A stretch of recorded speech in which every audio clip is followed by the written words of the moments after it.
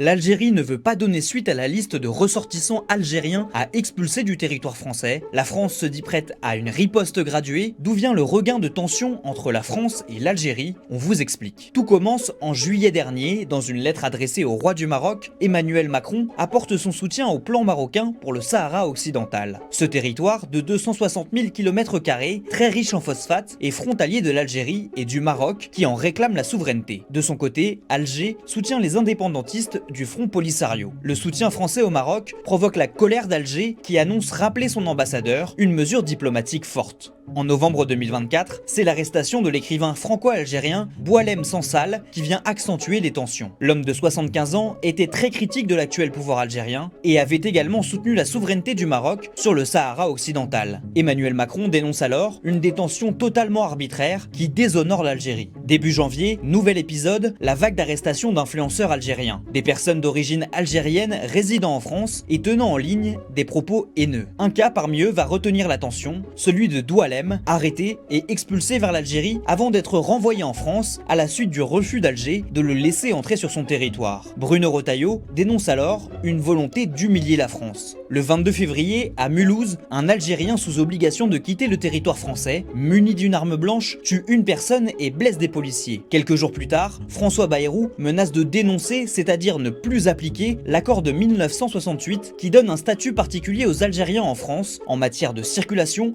d'emploi et de séjour. Et après le refus d'Alger ce lundi de reprendre ses ressortissants, Gérald Darmanin et Bruno Retailleau ont annoncé envisager des mesures comme le rappel de l'ambassadeur français en Algérie, la fin de l'exemption de visa pour venir en France pour les détenteurs de passeports diplomatiques algériens, ou encore la réduction du nombre de visas de travail accordés aux Algériens.